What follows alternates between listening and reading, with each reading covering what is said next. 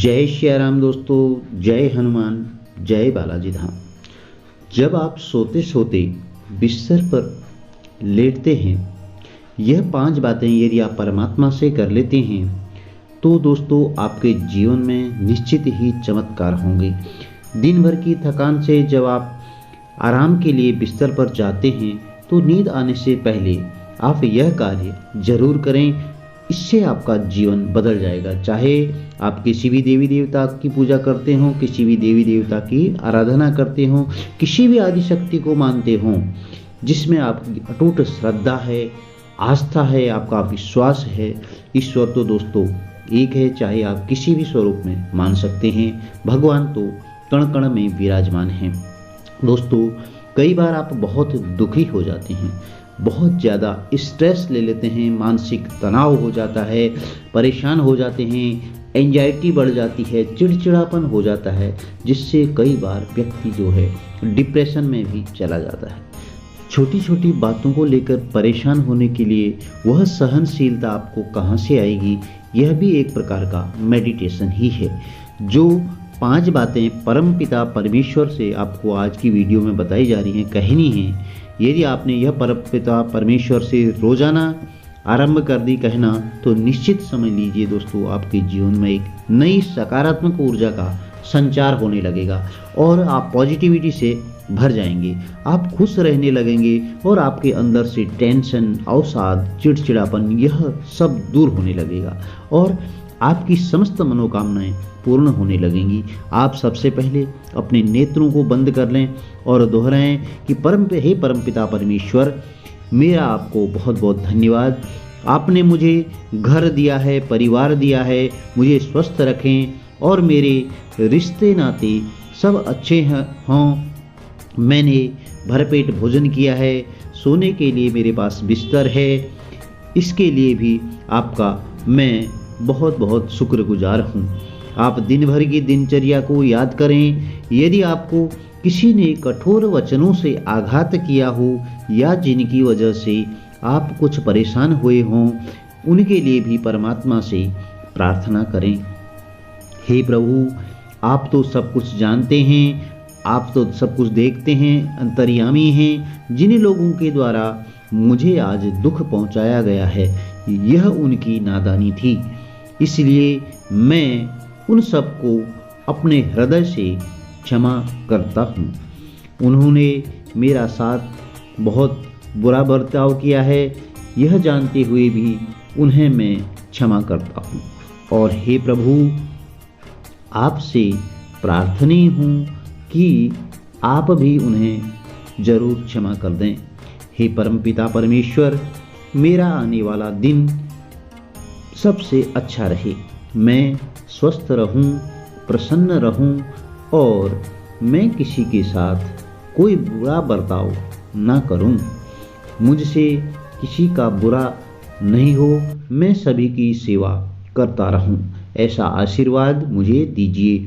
मेरी प्रार्थना को स्वीकार करें। यदि दिन भर में आपने जानबूझकर या अनजाने में आपसे कोई गलती हुई हो या आपने कोई गलत कदम उठाया हो तो या किसी की आत्मा को दुख पहुंचाया हो, तो प्रभु से उसके लिए भी आप क्षमा याचना करें। उन सब बातों को याद कीजिए और ईश्वर से उसके लिए क्षमा मांगें।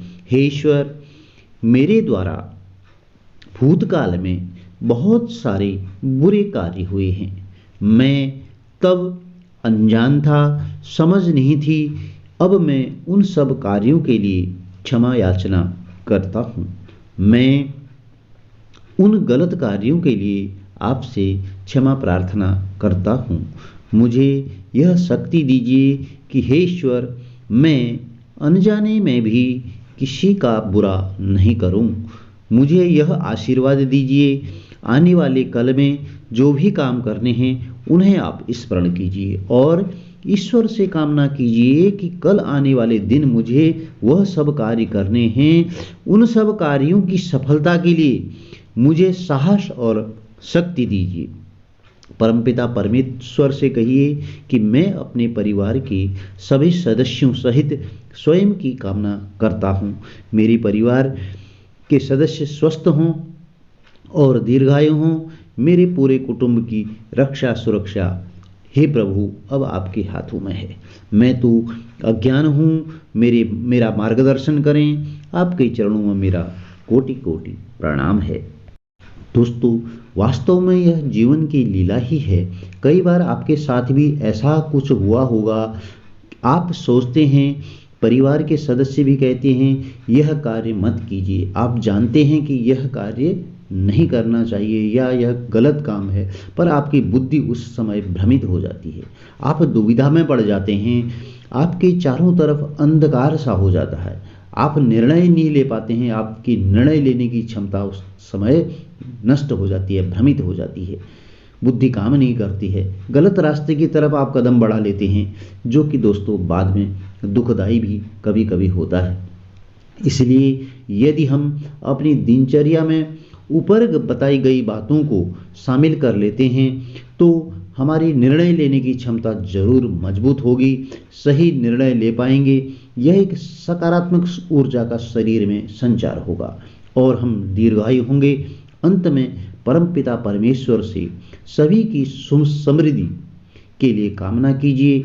बोलिए, सर्वे भवन्तु सुखिनः, सर्वे सन्तु निरामया, सर्वभद्राणि पश्यन्तु मा कश्चित् दुर्भाग भवेतः। जिसका अर्थ है कि सभी खुश रहें, हर कोई जानवर, व्यक्ति, परमाणु ऊर्जा या जीव सुखी और दुख से मुक्त होना चाहिए। प्रार्थना इतनी सरल है कि हर कोई खुश और स्वस्थ रहे। जैसे सरल अर्थ को याद रखना आसान होता है, इस मंत्र की पुनरावृत्ति आपको करुणा और प्रेम कृपा से भर सकती है, क्योंकि यह न केवल मनुष्यों के लिए बल्कि सभी संवेदनशील प्राणियों के कल्याण के लिए एक कल्याणकारी मानसिकता का उदाहरण है। इस मंत्र को आप जरूर पढ़ें। दोस्तों, इसका शाब्दिक अर्थ यही है कि सभी सुखी होएं, सभी रोग मुक्त रहें, सभी मंगलमय के साक्षी बने और किसी को भी दुख का भागी न बनना पड़े। तो दोस्तों, इस मंत्र का भी आप सोते सोते उच्चारण कर सकते हैं। आप आंख बंद करके बिस्तर पर लेट जाएं और इन सब बातों को सच्चे मन से, हृदय से, यदि परमात्मा से बोलते हैं, परमपिता परमेश्वर से बोलते हैं, ईश्वर से बोलते हैं, जगदीश्वर से बोलते हैं, किसी को भी आदिशक्ति से बोलते हैं, तो आपकी जरूर मनोकामनाएं पूर्ण होती हैं। आपके अंदर एक सकारात्मक ऊर्जा का संचार होने लगता है और आप अपने आप को जब प्रातः जागते हैं तो तरोताजा महसूस करते हैं और आपकी दिनचर्या अच्छी चलने लगती है। परिवार में सुख समृद्धि आती है, कुटुंब में सब लोग सुखी रहते हैं, तो आपको आनंदमय जीवन जीने का आनंद आता है। दोस्तों, यदि वीडियो में दी गई जानकारी आपके लिए लाभप्रद रही हो, अच्छी लगी हो, तो चैनल को लाइक, शेयर और सब्सक्राइब जरूर करें। बजरंगबली आप सबकी मनोकामनाएं पूर्ण करें। कमेंट्स में जय श्री राम जरूर लिखें। जय श्री राम, जय हनुमान।